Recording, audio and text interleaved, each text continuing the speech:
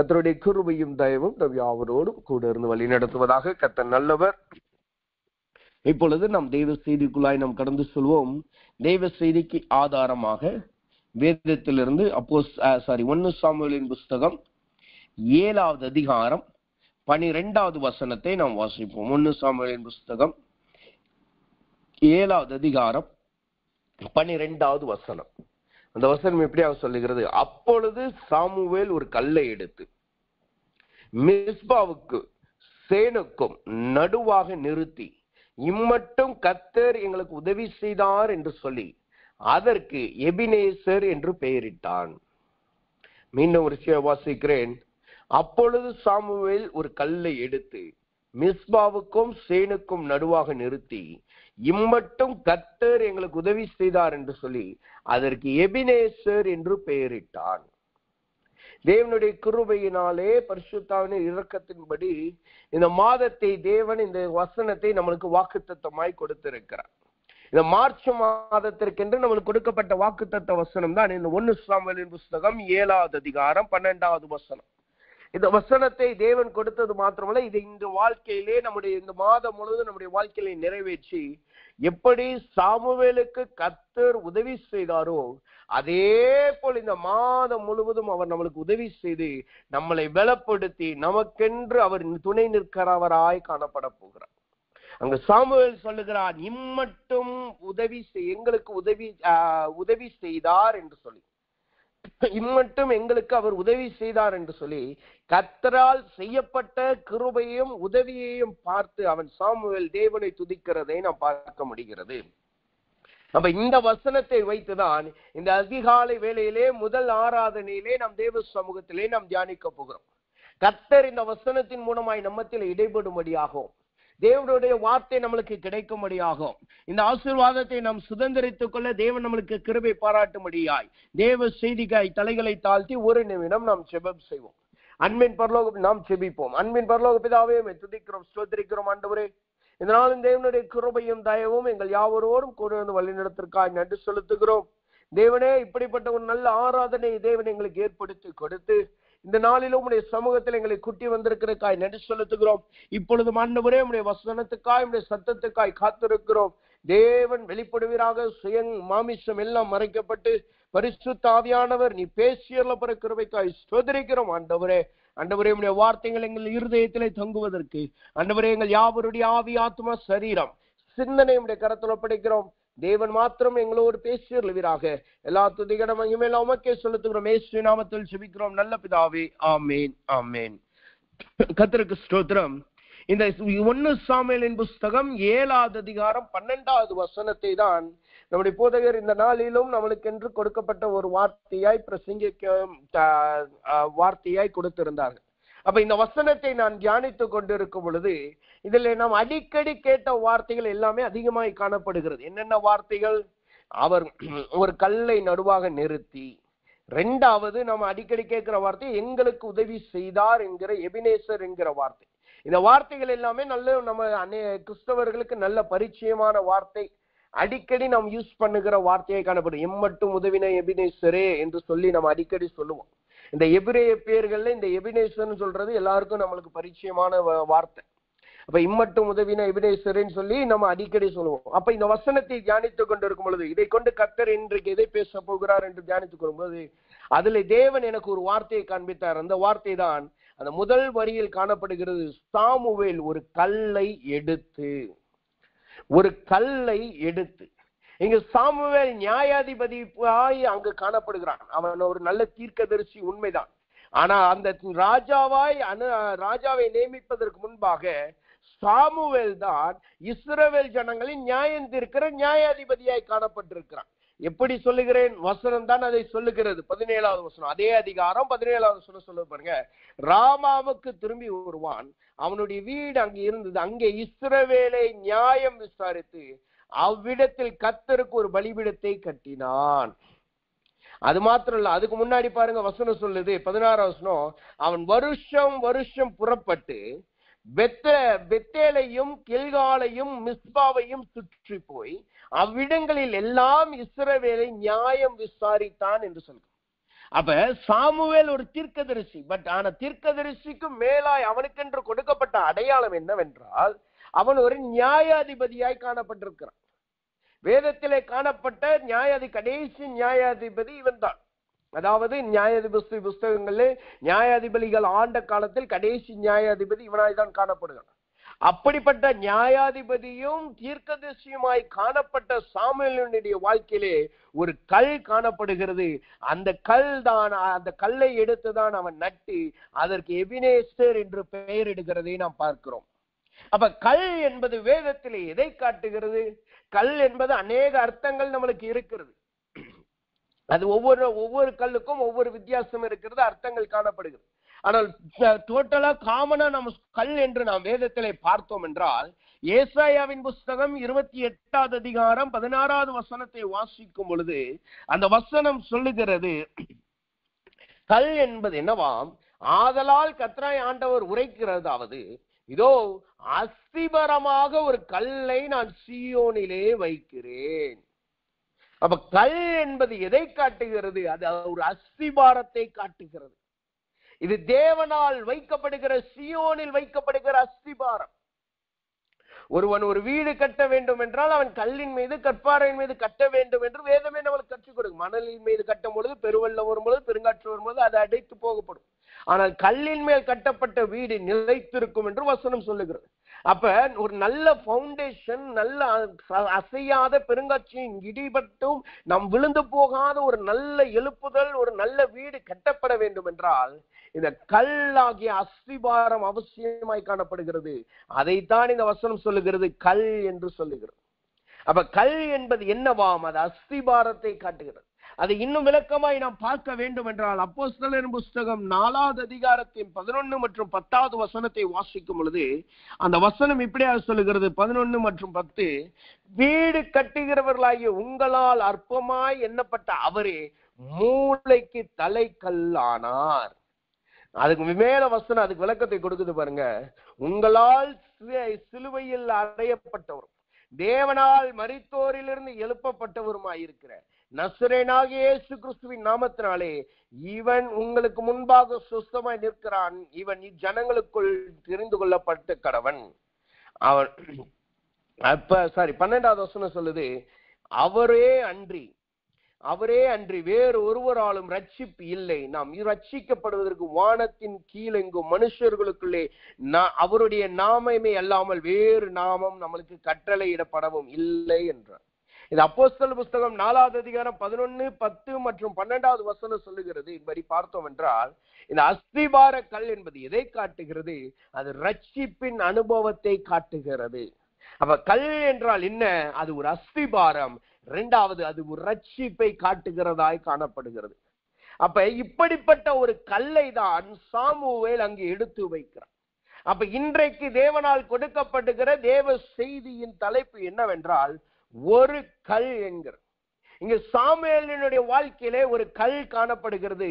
அந்த கல்லின் நிமித்தமாய் அவனுடைய வாழ்க்கையில ஒரு மாற்றத்தை கர்த்தர் கொடுக்கிறவராய் காணப்படுகிறார்.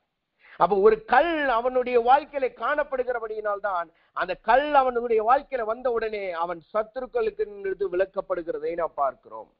அப்ப இந்த கல்லை குறித்து தான் இன்றைக்கு தியானிக்க போறோம். இந்த ஒரு கல் வந்தால் என்ன நடக்கும்? அப்ப நம்முடைய வாழ்க்கையிலே இந்த ஒரு கல் வருகிறதுனால என்னென்ன வாழ்க்கை மாற்றங்களை தேவன் கொடுக்கிறார் என்பதை 2 குறிப்புகளாய் பார்த்து இந்த அதிகாலை வேளையிலே அந்த அற்புதத்தையும் விடுதலையும் நாம் பெற்றுக் கொள்வோமாக. முதலாவதாக, இந்த ஒரு கல் நம்முடைய வாழ்க்கையில என்ன காரியத்தை கொண்டு வருகிறதா?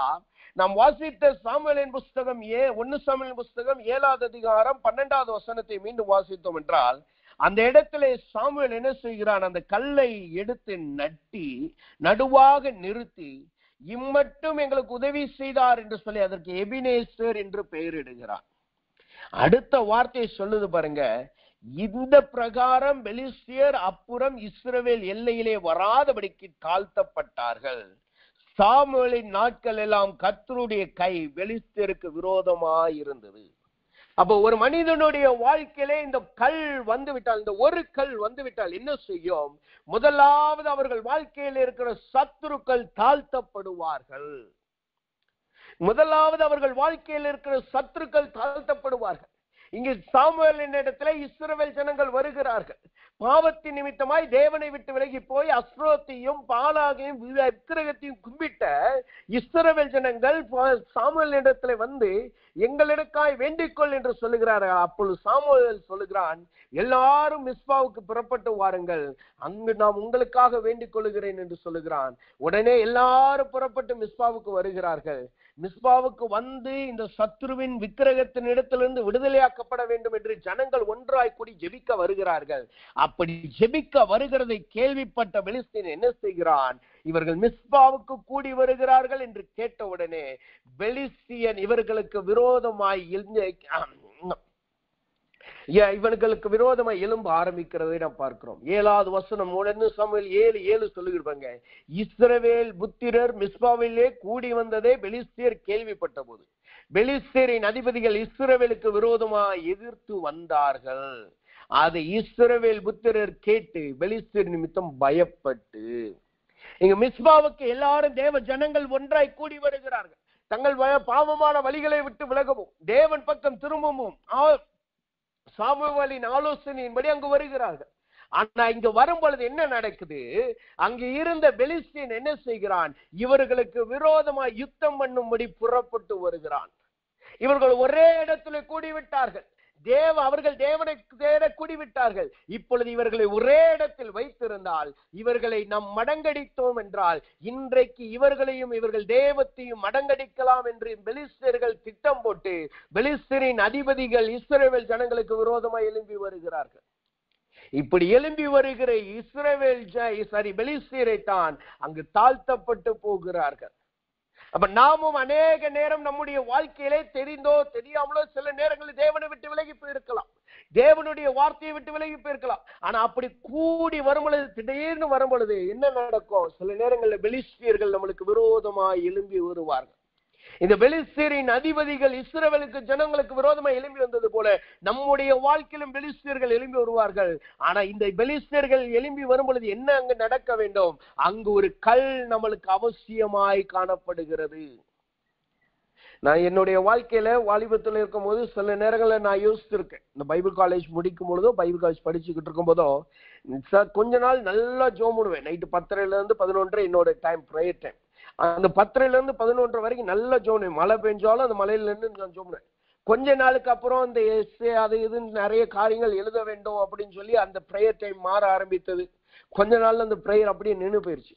இந்த ப்ரேயர் நின்று போன உடனே கொஞ்ச நாள் என்னாச்சு? கொஞ்ச நாள் அந்த மன உறுத்தல் இருந்துச்சு, ஐயோ நம்ம ப்ரேயருக்கு போலேன்னு. அடுத்து 1 வாரம் 2 வாரம் போன உடனே ப்ரேயர் பண்ணாம இருந்தாலும் கர்த்தர் நம்மளை நடத்துறாரே, கர்த்தர் நம்மளுக்கு போஷிக்கிறாரே, கர்த்தருடைய பிரச்சனைத்தை நம்ம உணர முடியுதுன்னு ஒரு எண்ணம் வந்துச்சு. அதுக்கப்புறம் என்ன நடந்தது? சரி ப்ரேயர் பண்ணல, இத்தனை நாள் ப்ரேயர் பண்ணல, இப்ப போய் நம்ம ப்ரேயர் பண்ணுவோம்னு சொல்லி தேவன் பக்கம் வரும் பொழுது திடீர்னு அப்பதான் தேவையில்லாத ஒரு போராட்டம் வரும். நம்ம எதுலையுமே நான் தலையிட்டு இருக்க மாட்டேன், ஏதாவது ஒரு பிரச்சனை அங்க வந்து நிற்கும். உடனே என்னுடைய மனதுல ஒரு எண்ணம் வரும். என்ன வரும்? சார் ஜெபிக்க வர்றதுனாலதான் இப்படி ஒரு போராட்டம் வருது. நம்ம ஜெபிக்காம இருக்கும் போது கூட கர்த்தர் நம்மளுக்கு கிருபை செய்தாரே, அப்ப ஜெபிக்கிறதுனாலதான் இப்படிப்பட்ட சத்துரு போராட்டம் வருது. நம்ம அப்படிதான் அமைதியா இருந்துட்டு மனசுல ஜெபிச்சுட்டு பேசாம போயிருவோம் அப்படின்னு. அப்படியே விட்டு சில நாட்கள் சில மாதங்கள்லாம் இருந்திருக்கு. அப்பதான் கர்த்தர் எனக்கு ஒரு வார்த்தையை கற்றுக் கொடுத்தார். இந்த காரியங்களை எல்லாம் கற்றுக் கொடுத்தார். போராட்டம் வருகிறது எதற்காக? சத்ருவின் மாயக்கட்டிலிருந்து நாம் விடுதலையாக்கப்படுவதற்காக. நம்ம தேவன் பக்கமாய் திரும்பி வரும் பொழுது அப்பொழுது பெலிஸ்தர்கள் எழும்பி வருவார்கள். ஆனால் அந்த பெலிஸ்தர்கள் எதனால் எழும்பி வருகிறார்கள்? நாம் தேவன் பட்சம் திரும்புகிறோம், நாம் தேவன் பட்சம் திரும்பினோம் என்றால் அங்கு நம்மளுக்கு ஒரு விடுதலை கிடைக்கும். அங்கு தேவனுடைய பெட்டி நம்மளுக்கு கொடுக்கப்படும். அந்த பெட்டி நம்மளுக்கு கொடுக்கப்படும் பொழுது, அந்த கற்பனையிலே நாம் நடக்கும் பொழுது தேவனுக்கு உகந்த ஜனங்களாய் நாம் மாறுகிறவர்களாய் காணப்படுகிறோம். இந்த போராட்ட இந்த நல்ல ஒரு ஆசீர்வாதத்தையும் விடுதலையும் நாம் அனுபவிக்க கூடாதபடிதான் அநேக நேரம் இந்த பெலிஸ்தியர்கள் எழும்பி வருகிறார். அதே போலதான் இங்கு பெலிஸ்தியர்கள் இஸ்ரவேல் ஜனங்களுக்கு விரோதமாக எழும்பி வருகிறார்கள். எழும்பி வந்து அவர்கள் யுத்தம் செய்ய வருகிறார்கள். யுத்தம் செய்ய வரும்பொழுது என்ன நடக்குது? அங்கு இருக்கிற இஸ்ரவேல் ஜனங்கள் சொல்லுகிறார்கள் சாமுவேலை நோக்கி, நம்முடைய தேவனாகிய கர்த்தர் எங்களை பெலிஸ்தியரின் கைக்கு நீங்களாக்கி ரட்சிக்கும்படி எங்களுக்காக அவரை நோக்கி ஓயாமல் வேண்டிக் கொள்ளும் என்றான். அப்போ உடனே அங்கு பலிபீடம் கட்டப்படுகிறது. அங்கு ஒரு ஆட்டுக்குட்டி பலி செலுத்தப்படுகிறது. இந்த பலி செலுத்தின உடனே அங்க என்ன நடக்குது தெரியுமா? தேவனுடைய இடிமுழக்கம், தேவனுடைய வல்லமை அங்கு வெளிப்படுது. பெலிஸ்தியர்கள் தாழ விழுந்தார்கள் என்று வசனம் சொல்லுது. ஆனா அதோடு அங்கு வார்த்தை நிறுத்தி விடவில்லை. அடுத்த வார்த்தை தான் வருது, சாமுவேல் ஒரு கல்லை எடுத்து நிறுத்தினான். அப்ப பலிபீடத்திற்கும் கல்லை நிறுத்துவதற்கும் வித்தியாசம் இருக்கிறதை நாம் உணர்ந்து கொள்ள வேண்டும். பலிபீடம் என்பது அது தேவ வல்லமையை இறக்கி கொண்டு வரும், தேவனுடைய அக்கினியை கொண்டு வரும். அந்த நேரத்துல சத்துருக்கள் விழுந்து போவார்கள், தேவனுடைய மகிமையை பார்க்கிறவர்கள் விழுந்து போவார்கள். ஆனா கல் ஒன்று அங்கு நம்மளுக்கு கொடுக்கப்பட்டு விட்டால், கல்லை நமக்கென்று நாம் நிறுத்தி தேவனை துதிக்க ஆரம்பித்து விட்டால் அங்க என்ன நடக்கிறதா? அந்த கல் வந்ததுனால என்ன நடக்கிறது? கல்லின் மூலமா என்ன நடக்கிறது? வசனம் 13 சொல்லுது பாருங்க, இந்த பிரகாரம் பெலிஸ்தியர் அப்புறம் இஸ்ரவேல் எல்லையில் வராதபடி தாழ்த்தப்பட்டார்கள். பலிபீடம் இருக்கும் பொழுது என்ன நடந்துச்சு? 10வது வசனம் சொல்லுது பாருங்க, அவன் ஒரு ஆட்டுக்குட்டி எடுத்து பலி செலுத்துகிறான். பலி செலுத்துற உடனே அங்க என்ன நடக்குது? ஒரு தகன பலி செலுத்துகையில் பெலிஸ்தியர் இஸ்ரவேல் மேல் யுத்தம் பண்ண நெருங்கினார்கள். கர்த்தர் மகா பெரிய இடமுழக்கங்களை பெலிஸ்தியர் மேல் அந்நாளில் முழங்க பண்ணி அவர்களை கலங்கடித்ததினால் அவர்கள் இஸ்ரவேலுக்கு முன்பாக பட்டு விழுந்தார்கள் என்று சொல்லி, இங்கு பலிபீடம் கொடுக்க பலி செலுத்தும் பொழுது கர்த்தருடைய வல்லமை வெளிப்படுது. அப்ப அவர்கள் கலங்குகிறார்கள், விழுகிறார்கள். ஆனா அவர்களால் திரும்பி எழுந்திருக்க முடியும். ஒருத்தவன் மயங்கி விழுந்துட்டா திரும்ப அவன் கண்டிப்பா எழும்பான். கலக்கம் அடைந்து பயந்து விழுந்துட்டா திரும்பி அவன் எந்திப்பான். ஆனா திரும்பி அவன் எழுந்தித்தாலும் அந்த போராட்டத்திலிருந்து, அந்த பெலிஸ்தியரிடத்திலிருந்து, அந்த பிரச்சனைகள் இருந்து நாம் காக்கப்பட வேண்டும் என்றால், அல்லது அந்த போராட்டங்கள், அந்த பெலிஸ்தியர்கள் நம்முடைய வாழ்க்கையில் திரும்பி வரக்கூடாது என்றால் அங்க என்ன தேவையா இருக்கிறது? கல் தேவையா இருக்கிறது. அந்த கல் வந்த உடனே தான் அந்த வசனம் சொல்லுகிறது, 13வது வசனம், எல்லையிலே வராதபடி தாழ்த்தப்பட்டார்கள். எந்த எல்லையிலே வராதபடி? அப்புறம் இஸ்ரவேலின் எல்லையிலே வராதபடி. இந்த கல் வர்றதுக்கு முன்னாடி என்ன நடந்துச்சு? இவர்கள் மிஸ்பாவுக்கு வர்றாங்கன்னு கேட்ட உடனே சண்டை போட வந்தது இவன் தான். ஆனா இந்த கல் வைத்த உடனே அந்த பிரகாரம் என்று அந்த வார்த்தை சொல்லுது. அதுதான் அந்த கல் வைத்ததை காட்டுகிறது. அது வைத்த உடனே என்ன செய்கிறது? அவர்கள் எல்லையில வரக்கூட அவர்கள் பயந்தார்கள். அவர்களால் எல்லையில கூட நெருங்க முடியவில்லை. அதுக்கு முன்னாடி இவர்கள் இருந்த இடத்துக்கே ஓகே வந்தாங்க. ஆனா இப்ப என்ன நடக்குது? கல் வைக்கப்பட்டபடினால் அவர்களுடைய எல்லை கூட இந்த பெலிஸ்தியரினால் வர முடியவில்லை. அப்ப இன்றைக்கு கர்த்தர் சொல்லுகிறார், உங்க வாழ்க்கையிலே போராட்டம் வந்து கொண்டிருக்குதா? எவ்வளவுதான் நீங்க பலி செலுத்தினாலும், எவ்வளவுதான் ஸ்தோத்திர பலி செலுத்தினாலும், எவ்வளவுதான் ஜெபித்தாலும் உங்க வாழ்க்கையில திரும்ப பெலிஸ்தியன் விழுகிறா எந்திக்கிறான் காணப்படுகிறானா? இன்றைக்கு கர்த்தர் ஒரு கல்லை உங்களுக்கு வைக்கிறவராய் காணப்படுகிறார். அந்த கல் முதலாவது உங்க வாழ்க்கையில என்ன செய்கிறது? உங்கள் எதிரியை தாழ பண்ணுகிறது. அவர்கள் உங்கள் எல்லைக்குள்ள வரக்கூடாதபடி தேவனால் அவர்கள் தாழ்த்தப்படுகிறார்கள். அது இரண்டாவது, இந்த கல் வைத்த உடனே அங்க என்ன நடக்கிறது? அதே வசனம் சொல்லுது பாருங்க, சாமுவேல் நாளெல்லாம் கர்த்தருடைய கை பெலிஸ்தியருக்கு விரோதமாய் இருந்தது. கர்த்தருடைய கை அந்த கல் வச்ச நிமித்தத்துல மாத்திரம் அங்கு இருந்ததல்ல, அவருடைய கை என்ன செய்கிறதாம்? சாமுவேல் மரண பரியந்தமும் அவருடைய கை பெலிஸ்தியருக்கு விரோதமாக இருந்தது. இதுதான் அந்த கல்லின் மகிமை. இதனாலதான் வசனம் சொல்லுது, அது அஸ்திபாரம். நீங்க உங்க நம்பிக்கையே, உங்க விசுவாசத்தை அந்த அஸ்திபாரமாகி அந்த கல்லின் மீது வைத்து விட்டால் அங்க என்ன நடக்குது? நீங்கள் மறிக்கும் வரைக்கும் பெலிஸ்தியர்கள் உங்களை தொடுவது இல்லை. நீங்கள் மரிக்கும் வரைக்கும் கர்த்தருடைய கை பெலிஸ்தியருக்கு விரோதமாய் காணப்படுகிறது. நீங்கள் மரிக்கும் வரைக்கும் அந்த சத்துரு உங்களை வந்து தொடுவதும் கிடையாது, உங்கள் எல்லையில் அவன் நுழைவதும் கிடையாது. ஒரு தேசம் இருக்கு என்றால் அந்த தேசத்தின் மைய பகுதியிலிருந்து எல்லைக்கு ரொம்ப தூரம் இருக்கும். எல்லையில அநேக ஜனங்கள் காணப்பட மாட்டாங்க. எல்லையிலே சில இடங்கள்ல ராணுவம் இருக்கும், சில இடங்கள்ல ராணுவம் இருக்காது. எல்லா நாட்டுகள்லயும் அப்படிதான் காணப்படுது. அப்ப எல்லை என்பது என்ன? மையப்பகுதியிலிருந்து தள்ளி இருக்கிறது. ஒரு வனாந்தரமான ஏரியாவை தான் காணப்படும், அல்லது வெளியில இருக்க அவுட்டர் ஸ்பேஸ்ல இருக்கிறதாய்தான் காணப்படும். அப்ப வார்த்தை என்ன சொல்லுகிறது? அவர்கள் எல்லையில் கூட வரமாட்டார்கள் என்றால் என்ன அர்த்தம்? அவர்கள் உங்களையும் உங்கள் மையப்பகுதியை தொடவும் முடியாது. அதை தாண்டிலும் அந்த வனாந்தரமாய் காணப்படுகிற குறைவான ஆசீர்வாதம் உள்ள அந்த எல்லையை கூட அவர்களால் தொட முடியாது. அப்ப இன்றைக்கு கர்த்தருடைய வார்த்தை என்ன சொல்லுகிறது? உங்க வாழ்க்கையை நிதானித்து பாருங்க. இன்றைக்கு பெலிஸ்தியன் வருகிறான் என்று பயம் காணப்படுகிறதா, இல்ல பெலிஸ்தியன் தாழ்த்தப்படுவான் என்கிற ஒரு நம்பிக்கை காணப்படுகிறதா? பெலிஸ்தியன் வந்து விட்டானே, ஐயோ எனக்காக ஓயாம ஜெபம் பண்ணுங்க, எப்ப பார்த்தாலும் எனக்காய் ஜெபித்துக் கொண்டிருங்கன்னு சொல்லி தேவ போதகர்கள் ஓடுகிறவர்களாய் காணப்படுகிறீர்களா? இல்ல கர்த்தர் எனக்காய் ஒரு கல்லை கொடுத்து விட்டார், அதன் நிமித்தமாய் பெலிஸ்தியன் தாழ்த்தப்பட்டுட்டா, கர்த்தருடைய கை அவனுக்கு விரோதமாய் இருக்கிறது, அவனால் என் எல்லையை கூட தொட முடியாது என்கிற வைராக்கியத்தோடும் விசுவாசத்தோடு நாம் காணப்படுறோம். இன்றைக்கு அநேக தேவ பிள்ளைகளுடைய வாழ்க்கை எப்படி இருக்கு? ஏதோ ஒரு சின்ன போராட்டம் பாஸ்டர் போதகர் எனக்காக ஓயாம ஜெபம் பண்ணுங்கன்னு சொல்லி இந்த இஸ்ரவேல் ஜனங்கள் சாமுவேலை கேட்டதை போலதான் கேட்டுக்கொண்டிருக்கோம். ஆனா வசனம் அதை நம்மளுக்கு கற்றுக் கொடுக்கவில்லை. வசனம் என்ன சொல்லுகிறது? இஸ்ரவேல் ஜனங்கள் பெலிஸ்தியரை பின்தொடர்ந்து அவர்களை முறியடித்தார்கள். பெலிஸ்தியரை பின்தொடர்ந்து முறியடித்தார்கள். பின்பாக அந்த கல் வைக்கப்பட்ட உடனே ஓடி போன பெலிஸ்தியர் திரும்ப உள்ள வராதபடி கர்த்தர் அவர்களுக்கு ஒரு சேனையாய் நின்றார். இந்த அதிகாலை வேளையிலே கர்த்தர் சொல்லுகிறார், இதுவரைக்கும் உங்க பலத்தை நம்பி, இதுவரைக்கும் நான் ஜெபித்த ஜெபத்தை நம்பி எனக்கு கர்த்தர் விடுதலையாக்கினா நீங்க நினைக்கலாம். ஆனா இன்றைக்கு கர்த்தர் ஒரு கல்லை உங்களுக்கு கொடுக்கிறபடினால் கர்த்தருடைய சேனை உங்கள் எல்லைகளிலே நிறுத்தப்படுகிறது.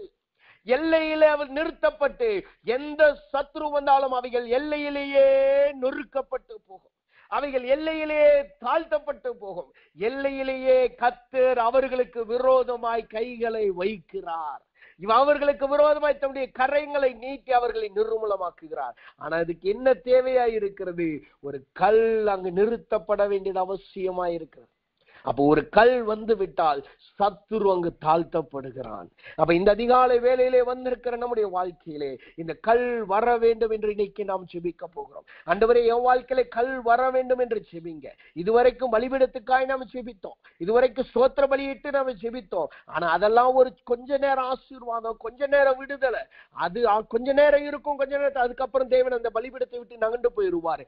ஆனா இந்த கல் வந்து விட்டால் அவர் உங்களுக்காய் உங்கள் எல்லைகளிலே நின்று உங்களை பாதுகாக்கிறவராய் காணப்படுவார். அப்ப இன்றைக்கு தேவ சமுத்திரம் இருக்கு, நம்மளை நாம யோசித்து பார்ப்போம். நம்மளுக்கு எது தேவை? பலிபீடத்தின் தேவையா, இல்ல கல் தேவையாய் காணப்படுதா? பலிபீடமும் தேவை, ஆனா கல் என்பதுதான் இருக்கும் பொழுதுதான் கர்த்தர் நமக்காய் அவர் செய்கிறவராய் காணப்படுகிறார். முதலாவது, கல் ஒரு மனிதனுடைய வாழ்க்கையில காணப்பட்டால் என்ன நடக்கிறது? அவனை தேவன் விடுதலையாக்குகிறார். அவன் சத்துருக்கள் தாழ்த்தப்படுகிறார்கள். சத்துருக்களுக்கு விரோதமாய் கர்த்தருடைய கை அங்கு நிறுத்தப்படும். இந்த கர்த்தருடைய கை சத்துருக்கு விரோதமாய் வந்துருச்சு, சத்துருக்கள் தாழ்த்தப்பட்டுட்டாங்க. அதனால் அங்கு என்ன பலன் வந்தது? இஸ்ரவேல் ஜனங்களுக்கு அந்த கல் வந்ததனால் என்ன பலன் வந்தது? வசனம் சொல்லுகிறது. 14வது வசனத்தை வாசிக்கும் பொழுது, அதே 1 சாமுவேல் புத்தகம் 7வது அதிகாரம் 14வது வசனத்தை வாசிக்கும் பொழுது அந்த வசனம் சொல்லுது பாருங்க. பெலிஸ்தியர் கையில் இருந்து பிடித்திருந்த எக்ரோன் துவங்கி காத் மட்டுமுள்ள பட்டணங்களும் இஸ்ரவேலுக்கு திரும்ப கிடைத்தது. இந்த கல் ஒரு மனிதனுடைய வாழ்க்கையிலே கொடுக்கப்பட்டு கர்த்தர் அவர்கள் எல்லையிலே அவர்களை பாதுகாக்கிறவராய் காணப்பட்ட என்ன நடக்குமா? நம் இழந்து போனவைகளை அவர்கள் திருப்பிக் கொள்ளுவார்கள். அதைத்தான் இந்த வசனம் சொல்லுது. அதனால் வருகிற முதல் பலன் என்னவாம்? இஸ்ரவேல் கையில் இருந்து பிடித்திருந்த எக்ரோன் துவங்கி காத் மட்டுமல்ல பட்டணங்கள் இஸ்ரவேலுக்கு திரும்ப கிடைத்தது. உங்கள் சத்துருக்களினால் நீங்கள் இழந்து போனதை, உங்கள் சத்துருக்கள் உங்கள் கரங்களில் இருந்து பிடித்து போனதை, உங்கள் சத்துருக்கள் எடுத்து போனதை தேவன் திரும்ப கொடுக்கிறவராய் காணப்படுகிறார். அது எக்ரோனாய் இருக்கலாம், காத்தாய் இருக்கலாம், கர்த்தர் அவைகளை தேவன் உங்களுக்கு திரும்ப கொடுக்கிறவராய் காணப்படுகிறார். அப்ப இந்த கல் வந்தால் வருகிற பலன் என்ன பலன்? சத்ருவை தேவன் நிர்மூலமாக்குகிறார், சத்ருவை தாழ்த்துகிறார். அதனால் என்ன பலன் வருகிறது? தேவன் நாம் இழந்தவைகளை தேவன் நம்ம திருப்பிக் கொள்ள கர்த்தர் உதவி செய்கிறார். அவைகள் நம்மளுக்கு திரும்ப கொடுக்கப்படுகிறது. கடந்த நாட்களில் சத்ருவினால் வந்த பலவீனத்தினால் உங்கள் கிருபையை இழந்து போனீர்களா? கடந்த நாட்கள் சத்துருவினால் வந்த போராட்டத்தினால் உங்கள் தாளந்துகளை இழந்து போனீர்களா? கடந்த நாட்கள் வந்த போராட்டத்தின் பிசாசின் பிடிகளினால், சத்துரு பெலிஸ்தரிகளின் வல்லமையினால், அதிகாரிகளின் வல்லமைகளினால் உங்களுடைய தாளந்துகள், வல்லமைகள், கிருபைகளை இழந்து போனீர்களா? கர்த்தர் சொல்லுகிறார், இன்றைக்கு அவைகளை தேவன் திருப்பி கொடுக்கிறார். இந்த அதிகாலை வேளையிலே இழந்து போன எதுவாய் இருந்தாலும் சரி, அவைகளை தேவன் இந்த அதிகாலை வேளையிலே திருப்பி கொடுக்கிறவராய் காணப்படுகிறார். ஆசீர்வாதத்தை இழந்திருந்தாலும் சரி, குடும்பத்தில் இருந்த நபரை இழந்திருந்தாலும் சரி, உலக தேவனால் கொடுக்கப்பட்ட கிருபைகள், தாளந்துகள், வரங்களாய் இருந்தாலும் சரி, எதுவாய் இருந்தாலும், எதுவாய் சத்துரு பிடி திரும்ப எடுத்து போட்டிருந்தாலும் அவைகளை தேவன் உங்களுக்கு திரும்ப கொடுக்கிறவராய் காணப்படுகிறார். அதுதான் தேவன் எல்லையில் இருக்கிறவராய் காணப்படுகிற அர்த்தம். அவர் எல்லையில் இருந்த என்ன நடக்கும் தெரியுமா? நாம் இழந்து போன எல்லைகளையும் அவர் திரும்ப கொடுக்கிறவராய் மாறுகிறார். வசனம் சொல்லுது, அவர்கள் எல்லையில் வரக்கூட அவர்கள் வராதபடி தாழ்த்தப்பட்டார்கள் சொல்லுது. அந்த எல்லை என்ன எல்லை? இப்ப இருக்கிற எல்லை இல்ல, ஏற்கனவே நாம் இருந்தோம் அல்லவா, பெரிய ஒரு வட்டத்துக்குள்ளா இருந்தோம். அந்த பெரிய வட்டத்துக்குள்ளா இருந்த நாம் இப்ப சிறு வட்டமாய் மாறி இருக்கிறோம் அல்லவா. அந்த பெரிய வட்டத்தை இந்த பெலிஸ்தர்கள் பிடுங்கி விட்டார்கள் அல்லவா. அந்த பெரிய எல்லையை தேவன் இன்றைக்கு உங்களுக்கு திரும்ப கொடுக்கிறார்.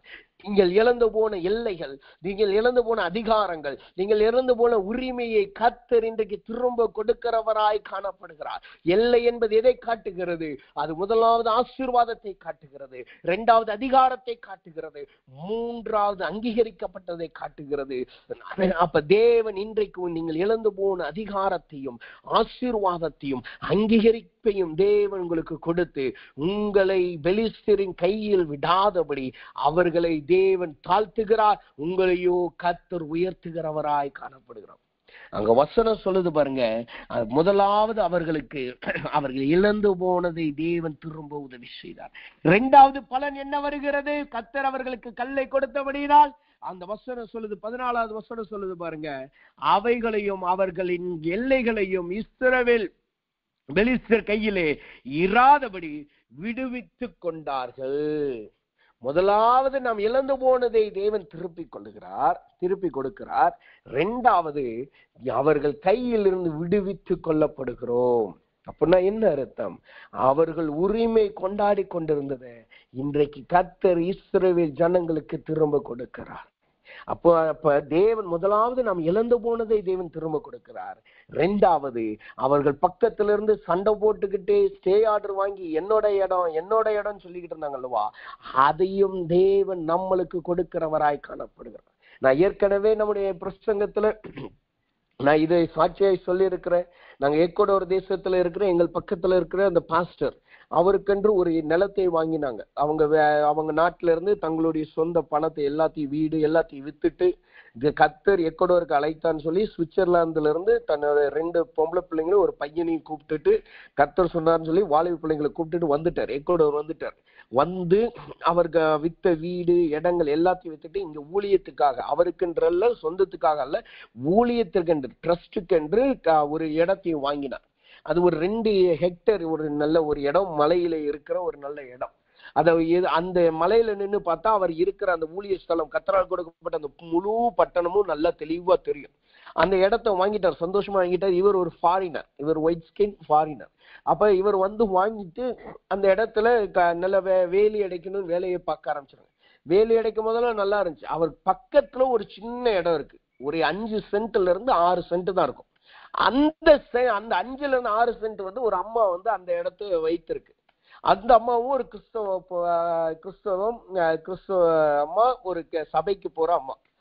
அந்த அம்மா கொஞ்ச நாள் என்ன செஞ்சிருச்சு, இவங்க ஃபாரினர் எல்லாம் தெரிஞ்சுட்டு இவங்களுக்கு அந்த நிலம் எவ்வளவு பெருசா இருக்குன்னு எக்ஸாக்டா தெரியாம போட்டுக்கிட்டு இருக்காங்க. தெரிஞ்ச உடனே என்ன செஞ்சிருச்சு, உடனே இது என்னுடைய இடம்னு சொல்லி அந்த ஹெக்டேர் 2 ஹெக்டேர்ல பாதி ஹெக்டேரை சுத்தமா சொல்லிருச்சு. பாதி ஹெக்டேருங்கிறது ஏக்கரை விட பெருசு. அப்ப பாதி ஹெக்டேர், அதாவது 1 ஹெக்டேர் முழுக்க இது என்னோட இடம், என்கிட்ட பேப்பர் இருக்கு, என் இடத்தை நீங்க எப்படி வாங்க போச்சுன்னு சொல்லி அது வரைக்கும் அவன் இருந்த அம்மா, இது அமைதியா இருந்த அம்மா இப்ப என்ன செஞ்சிருச்சு, அந்த இடத்து மேல ஆசை வைத்து இது என்னுடைய இடம்னு சண்டைக்கு வந்துருச்சு. சண்டைக்கு வந்து தனியா வந்துச்சா, அதோடு கூட லோக்கல்ல இருக்கிற எல்லாரையும் கூட்டு வந்து, யோசித்து பாருங்க, இவர் ஒரு ஃபாரினர், இவர் கையில பிள்ளைங்க இருக்காங்க, வாலிப பிள்ளைங்க இருக்கிறாங்க, 2 பொம்பளை பிள்ளைங்க இருக்காங்க, ஒரு பையன் இருக்கிறாங்க. அந்த இடத்துக்கு புதுசா இப்பதான் வந்திருக்கிறாங்க. ஏதோ தேவனுக்காய் அவர்கள் அழைக்கப்பட்டபடினால் தங்கள் சொந்த இடங்களை விட்டுட்டு எல்லாத்தையும் விட்டுட்டு அங்க வந்து ஊழியத்துக்காக வந்திருக்காங்க. இப்ப எத்தனை பேர் இவங்களுக்கு தெரியும்? கொஞ்சம் பேர் தான் அங்க தெரிஞ்சிருக்க வாய்ப்பு இருக்கு. அப்படி இருக்கும்போது லோக்கல்ல இருக்கிறவங்களை கூட்டு வந்து இவங்க யுத்தம் பண்ண வந்தா என்ன நடக்கும்? நம்ம பயந்துட்டு அந்த இடத்துக்கு கொடுக்கத்தான் வேண்டிருக்கும். அதை மிஞ்சி எதையும் பேச முடியாது. ஆனா இவங்க என்ன பண்ணாங்க? அவர்கள் உட்கார்ந்து ஜெபிக்க ஆரம்பித்தார்கள். நாங்களும் எங்களோட சொல்லி நாங்களும் ஜெபிக்க ஆரம்பித்தோம்.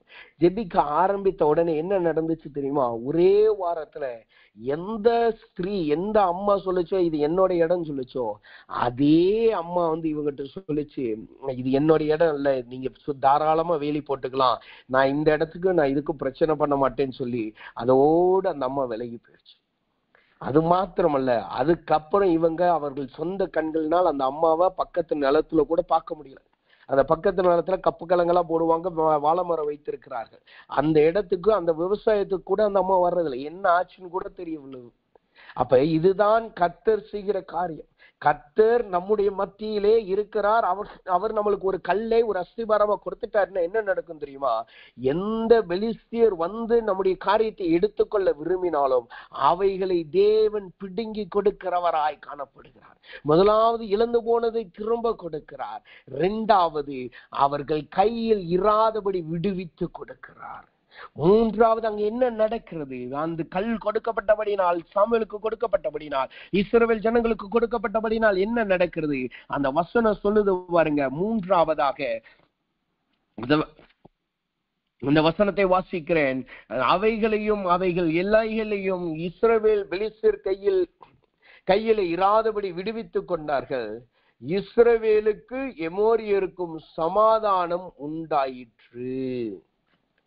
முதலாவது பட்டணங்களும் இஸ்ரவேல் திரும்ப கிடைத்தது. முதலாவது கர்த்தர் இவர்களுக்கு திரும்ப கொடுக்கிறார். 2வது இஸ்ரவேல் ஜனங்க போய் அதை பிடுங்கிட்டு கொள்ளையடிச்சுட்டு வர்றாங்க. 3வது அங்க என்ன நடக்குது? அங்கு ஒரு சமாதானம் வருகிறது. இதுதான் கர்த்தருடைய ஒரு கல் நம்முடைய வாழ்க்கையில வரும்போது நடக்கிற காரியம். முதலாவது கர்த்தர் நாம் இழந்து போனதை திரும்ப கொடுக்கிறார். 2வது நாம போய் அவர்களிடத்துல கொள்ளையடிச்சுட்டு வருவோம். 3வது அங்க என்ன நடக்குது? தேவனுடைய சமாதானம் இங்கு இறங்கி வருகிறது. அது 1 நாள் 2 நாள் அல்ல, மரிக்கும் மட்டும். யாருக்கு அந்த கல்லை கொடுத்தாரோ அந்த மனிதன் மரிக்கும் மட்டும் அங்கு சமாதானம் காணப்பட்டது. அப்ப தேவ சமூகத்துல வந்திருக்கிற நாம் இன்றைக்கு அதிகாலை வேளையில கர்த்தர் சொல்லுகிறார், அவர் உங்களுக்கு ஒரு கல்லை கொடுக்கிறார்னா என்ன அர்த்தம்? அவர் உங்களுக்கு ஒரு சமாதானத்தை கொடுக்கிறார். அவர் உங்கள் வீட்டிலே ஒரு சமாதானத்தை கொடுக்கிறார். உங்கள் ஜனங்கள் மத்தியில ஒரு சமாதானத்தை கொடுக்கிறார். இதுவரைக்கும் கலங்கெடுத்து கொண்டிருந்த, பயத்தில் வைத்திருந்த பெலிஸ்தியர் இனிமேல் காணப்படுவது இல்லை. அவன் காணப்பட்டாலும் அவைகளை நீங்கள் கொள்ளையடிப்பீர்களே தவிர அவர்கள் உங்களை கலங்க பண்ணுவது இல்லை. அப்ப தேவ சமூகத்துல வந்திருக்கிற நமக்கு தேவன் முதலாவது ஒரு கல்லை கொடுக்கிறார். அந்த கல் வருகிறபடினால் என்ன நடக்குது? சத்துருக்கள் தாழ்த்தப்படுகிறார்கள். அதனால் வருகிற பலன் என்ன? நாம் இழந்து போனதை தேவன் முதலாவது திருப்பி கொடுக்கிறார். 2வது அவர்களிடத்திலே நாம் போய் பிடுங்கி அவர்களை கொள்ளையடிக்கிறோம். 3வது தேவனுடைய சமாதானத்தை கர்த்தர் நம்மளுக்கு கொடுக்கிறார். இது அந்த ஒரு கல் முதலாவது சாமுவேலுடைய வாழ்க்கையில வந்தபடினால் நடந்த மாற்றங்களும் அவனுடைய வாழ்க்கையிலும் அவனுடைய ஜனங்கள் வாழ்க்கையிலும் வந்த காரியமாய் காணப்படுகிறது. 2வதாக இந்த ஒரு கல் வந்தால் என்ன நடக்கும்? முதலாவது ஒரு கல் வந்தால் அது சத்ருவை தாழ்த்த பண்ணும். 2வதாக ஒரு கல் வந்தால் என்ன நடக்குமாம்? யாத்ராகமத்தின் புஸ்தகம் 4வது அதிகாரம் 25வது வசனத்தை வாசித்தோம் என்றால் அந்த வசனம் இப்படியாக சொல்லுகிறது, அப்பொழுது சிப்போரால் கருக்கான ஒரு கல்லை எடுத்து தன் புத்திரனுடைய நுனித்தோலை அறுத்து அதை அவன் கால்களுக்கு முன்பாக எறிந்து, நீர் எனக்கு இந்த இரத்த சம்பந்தமான புருஷன் என்றாள். இங்கு ஒரு காரியம் நடக்குது.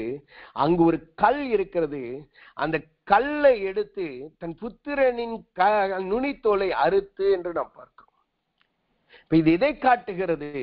அடுத்த வசனம் அதை தெளிவாக சொல்கிறது. அந்த கல் என்பது எதை காட்டுகிறது? அது விருத்த சேதனத்தை காட்டுகிறது. அடுத்த வசனம் சொல்லுது பாருங்க, பின்பு அவர் அவனை விட்டு விலகி. அவனை விட்டு விலகி, அப்பொழுது அவள் விருத்த சேதனத்தின் நிமித்தம் நீர் எனக்கு இரத்த சம்பந்தமான புருஷன் என்றாள். என்ன நடக்கிறது? மோசே தேவனினால் அழைக்கப்பட்ட பின்பு அங்கு மோசே தேவனால் அழைக்கப்பட்டு நடத்தப்படுகிறான். தேவனால் அழைக்கப்பட்டு எகிப்துக்கு போகும்படி அழைக்கப்படுகிறான். அந்த அழைப்பு வந்த உடனே மோசேயும் தன் பிள்ளைகளையும் தன் மனைவியும் அழைத்துக் கொண்டு எகிப்துக்கு புறப்படுகிறான். புறப்படுகிற வழியிலே, பிரயாணம் பண்ணுகிற வழியிலே அவர்கள் ராத்தங்குகிறார்கள். அந்த ராத்தங்குற இடத்துல ஒரு காரியம் நடக்கிறது. என்ன காரியம் நடக்கிறது? அந்த வசனம் சொல்லு, 24வது வசனம் சொல்லுது, வழியிலே தங்கள் இடத்தில் கர்த்தர் அவனுக்கு எதிர்பட்டு அவனை கொல்ல பார்த்தார். வழியிலே தங்கும் இடத்தில் கர்த்தர் அவனுக்கு எதிர்பட்டு அவனை கொல்ல பார்த்தார். இங்க என்ன நடக்குது? கர்த்தர் மோசே அழைத்திருக்கிறார். மோசே தன் குடும்பத்தை ஆயத்தம் பண்ணிட்டான். கர்த்தர் சொன்ன ஊழியத்துக்காக இவன் புறப்பட்டு போக ஆரம்பித்த உடனே என்ன நடக்குது? அங்கு கர்த்தர் அவனுடைய பிள்ளையை, அதாவது அவனை கொல்ல பார்த்தார் என்று வசனம் சொல்லுது. இங்க மோசேயும் மோசேயினுடைய குமாரர்களையும் தேவன் அங்கு கொல்ல பார்க்கிறார். ஏன் இப்படி நடக்கணும்? எதனால அது நடக்குது? வசனம் சொல்லுது பாருங்க, அடுத்த வார்த்தையை சொல்லுது, 26வது வசனம் சொல்லுது, அவன் விருத்த சேதனத்தின் நிமித்தம், அவர்கள் விருத்த சேதனம் இல்லாதவர்களாய் காணப்பட்டபடியினால், அங்கு கர்த்தருக்கு புறமானவர்களாய் காணப்பட்டபடினால், கர்த்தருக்கு அந்நியர்களாய் காணப்பட்டபடியினால், கர்த்தருடைய வல்லமை மோசேயோடு இருக்கிறபடினால் அவர்களை பாதுகாக்க வேண்டிய, அவர்களை நடத்த வேண்டிய கர்த்தர் அவர்களை கொல்லும்படியாய் இங்கு புறப்பட்டு வருகிறார். இந்த கல்லுதான் அங்கு அவர் கல்லை எடுத்து அந்த சிப்போரால் அந்த நுனித்தோலை வெட்டி எரிந்து விருத்த சேதனம் பண்ண உடனே அவர்களை விட்டு விலகி போனார் என்று சொல்கிறார். அப்ப இங்க சொல்லப்பட்டிருக்கிற கல் என்ன செய்கிறது? ஜீவனை திரும்ப கொடுக்கிறது. ஜீவனை கொடுக்கிறது தான் இந்த கல். முதலாவது கல் சத்ருவை தாழ்த்துகிறது, இரண்டாவது கல் ஜீவனை திரும்ப கொடுக்கிறது. இந்த ஜீவனை திரும்ப கொடுக்கிறது எப்படி திரும்ப கொடுக்குதா? இந்த கல் வந்த உடனே அங்கு ஒரு விருத்த சேதனம் வருகிறதை நாம் பார்க்கிறோம். இங்க விருத்த சேதனம் என்றால் என்ன அர்த்தம்? வேதம் சொல்லுகிறது, அதனுடைய மூல அர்த்தம் என்னவென்றால், விருத்த சேதனம் என்பது என்ன? ஆதியாகமத்தின் புஸ்தகம் 17வது அதிகாரம் 10வது வசனத்தை வாசிக்கும் பொழுது அந்த வார்த்தை இப்படியாக சொல்லுகிறது, எனக்கும் உங்களுக்கும் உனக்கும் பின்வரும் உன் சந்ததிக்கும் நடுவாய் உண்டாயிருக்கிறதும் நீங்கள் கை கொள்ள வேண்டியதுமான என் உடன்படிக்கை என்னவென்றால், உங்களுக்குள் பிறக்கும் சகல ஆண் பிள்ளைகளுக்கு விருத்த சேதனம் பண்ண வேண்டும். இது விருத்த சேதனம் என்பது எதை காட்டுகிறது? அது தேவனிடத்தில் ஏற்படுத்தப்பட்ட சந்ததியின் உடன்படிக்கை, நிலைத்திருக்கும் உடன்படிக்கை, சந்ததியாருக்கு கொடுக்கப்பட்ட என்றென்றைக்கும் நிலைத்திருக்கிற உடன்படிக்கை தான் இந்த விருத்த சேதனத்தை காட்டுகிறது. ஆனா மோசேயின் குமாரர்கள், மோசே அங்கு என்ன செய்கிறார்கள்? அவர்கள் விருத்த சேதனம் இல்லாதவர்களாய் காணப்படுகிறார்கள். தேவனிடத்திலிருந்து உடன்படிக்கை இல்லாதவர்களாய் காணப்படுகிறார்கள். வசனம் சொல்லுது, மோசேயை கர்த்தர் அழைத்தார், அற்புத அடையாளங்களை செய்தார். அவனுக்கு அதுக்கு முன்னாடியே தேவன் சொல்லுகிறார், நீ போய் பார்வோன் இடத்துல இந்த அற்புத அடையாளத்தை செய், அவன் எனக்காய் ஜனங்களை விடுவிப்பான், அவன் விடுவிக்காவிட்டால் அவனுடைய சேஷ்டபுத்திரனை நான் அடிப்பேன் சொல்லுகிறார். இதை சொல்லிட்டு அவர் வரும்பொழுதுதான் அங்க அந்நியன் ஒருவன் காணப்படுகிறான் என்பதை கர்த்தர் பார்த்த உடனே அந்த அந்நியனை கொலை செய்யும்படியாய் தேவன் புறப்பட்டு வருகிறார். அப்ப தேவ வசனம் இதன் மூலமாய் நம்மளுக்கு எதை கற்றுக் கொடுக்கிறது? நமக்கு அழைப்பு இருக்கலாம், தெரிந்து கொடுத்தல் கொள்ளப்படுதல் இருக்கலாம், ஆனா உடன்படிக்கை என்பது நம்மளுக்கு அவசியமாய் காணப்படுகிறது. கர்த்தருக்கும் நமக்கும் ஒரு உடன்படிக்கை அவசியமாய் காணப்படுகிறது. அப்ப இரண்டாவதாய் கொடுக்கப்படுகிற கல் என்பது எதை காட்டுகிறது? அது ஒரு ஜீவனை கொடுக்கிற ஒரு உடன்படிக்கையின் கல். முதலாவது கல் சத்ருவை தாழ பண்ணுகிற கல், இரண்டாவது கொடுக்கப்படுகிற ஒரு கல் என்ன கல்? அது உடன்படிக்கையின் கல். அப்ப இந்த அதிகாலை வேளையிலே தேவ சமூகத்துல வந்திருக்கிற நாம் மோசேயை போல தேவனால் நாம் அழைக்கப்பட்டுட்டோம், தேவன் என்னை கூப்பிட்டுட்டாருன்னு சொல்லிட்டு உடன்படிக்கையை மறந்தவர்களாய் நாம் காணப்படுகிறோமா? அப்படி காணப்பட்டோம் என்றால் தேவன் நமக்கு விரோதமாய் நிற்கிறவராய் காணப்படுகிறார். அவர் நமக்கு விரோதமாய் நிற்கிறவராய் காணப்படுகிறார். ஏன் அவர் நமக்கு விரோதமாய் நிற்கிறார்? அவருக்கு முன்பாக அசுத்தன் சுத்தன் இந்த 2 மனிதர் தான் காணப்படும். அவருக்கு முன்னாடி கிரே ஷேடே கிடையாது. அவருக்கு ஒன்னு பிளாக் அண்ட் ஒயிட், பரிசுத்தன் சுத்தன், பரிசுத்தன் அசுத்தன். உடன்படிக்கை ஆபிரகாமுக்கு செய்ததுக்கான காரணம் என்ன? அவனை தேசத்திலே நிலைத்திருக்க பண்ணுவேன், வேறு பிரிக்கப்பட்ட ஜனமாய் காட்டுவேன் என்பதான். இந்த உடன்படிக்கை, இந்த விருத்த சேதனம் வந்த உடனே விருத்த சேதனம் உள்ள ஜனம், விருத்த சேதனம் இல்லாத ஜனம் என்று 2 கூட்டமாய் தேவன் பிரித்து விட்டார். அப்ப தேவன் முன்பாய் காணப்படுகிற நாம் அழைப்பை பெற்றிருக்கிறோம். தேவன் நம்மளை தெரிந்தெடுத்திருக்கிறார், தேவன் நம்மளை அழைத்திருக்கிறார், அந்த ரட்சிப்பை பெற்றிருக்கிறார். அதெல்லாம் உண்மைதான். ஆனா தேவனுக்கும் நமக்கும் இருக்க வேண்டிய அந்த உடன்படிக்கையிலே நாம் நிலைத்திருந்தால் மாத்திரமே நம்மளால் நமக்கென்று தேவனால் கொடுக்கப்பட்ட கானானுக்கு நமக்குள் பிரவேசிக்க முடியும். இங்கு தேவன் அவனுக்கு விரோதமாய் வந்ததுக்கு காரணம் முதலாவது அவனுக்கு உடன்படிக்கை இல்லை. 2வது அங்கு வந்ததுக்கான காரணம் என்ன தெரியுமா? இஸ்ரவேல் ஜனங்களுக்கு ஒரு வாக்குத்தத்தத்தை கர்த்தர் கொடுத்திருந்தார். என்ன வாக்குத்தத்தம்? அப்போஸ்தலர் புஸ்தகம் 17வது அதிகாரத்துல வாசிக்கும் பொழுது அங்கு தேவன் ஒரு வாக்குத்தத்தத்தை கர்த்தர் கொடுக்கிறார். என்ன வாக்குத்தத்தத்தை கொடுத்தார்? 17வது அதிகாரம் 7 மற்றும் 8 சொல்லுகிறார், உனக்கும் உனக்கு பின்வரும் சந்ததிக்கும் நானே தேவனாய் இருக்கும்படி எனக்கும் உனக்கு பின் தலைமுறையாய் வரும் சந்ததிக்கும் நடுவே என் உடன்படிக்கை நித்திய உடன்படிக்கையாக ஸ்தாபிப்பேன். நீ பரதேசியாய் தங்கியிருக்கிற கானான் தேசம் முழுவதையும் உனக்கும் உன் பின் வரும் உன் சந்ததிக்கும் நித்திய சுதந்திரமாய் கொடுத்து நான் அவர்களுக்கு தேவனாய் இருப்பேன். இது தேவனால் கொடுக்கப்பட்ட ஒரு ஆசீர்வாதத்தின் வார்த்தை, தேவனால் கொடுக்கப்பட்ட ஒரு உடன்படிக்கையின் வார்த்தை. ஆனா இந்த உடன்படிக்கையை மோசே மறந்து போனபடியினால், அவன் தன் வேறு கோத்திரத்திலே வேறு இடத்திலே அவன் திருமணம் பண்ணினபடினால், இப்பொழுது அதே தேவன், அழைத்த தேவன் அவனுக்கு விரோதமாய் புறப்பட்டு வருகிறார். இதன் மூலமாய் தேவன் நம்மளுக்கு கற்றுக் கொடுக்கிற காரியம் என்ன? அழைப்பு முக்கியம், தெரிந்து கொடுத்தல் முக்கியம்.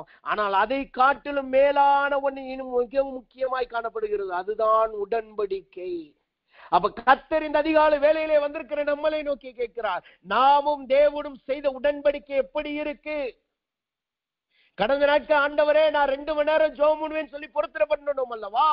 கடந்த நாட்கள் நான் இவ்வளவு நேரம் வேத வாசிப்பேன்னு சொல்லி உடன்படிக்கை பண்ணினோம் அல்லவா? அல்லது நான் தேவ வேசனத்தை நான் இவ்வளவு தியானிப்பேன் என்று உடன்படிக்கை பண்ணினோம் அல்லவா? ஊழியத்திற்கு வருவேன் என்று உடன்படிக்கை பண்ணினோம் அல்லவா? தேவனுக்காய் தேவ சுவிசேஷத்தை ஜனங்களுக்கு அறிவிப்பேன் என்று உடன்படிக்கை பண்ணினோம் அல்லவா? அந்த உடன்படிக்கையை நாம் இன்றைக்கு நிலைத்திருக்கிறோமா என்பதை நிதானித்து பார்ப்போமாக. அந்த உடன்படிக்கையில நீங்க நிலைத்திருந்தால் தான் உங்களால் எகிப்துக்கு முதலாவது போக முடியும். அந்த உடன்படிக்கையில நீங்க நிலைச்சிருந்தாதான் எகிப்தில் இருக்கிறவர்களை நீங்கள் விடுவிக்க முடியும்.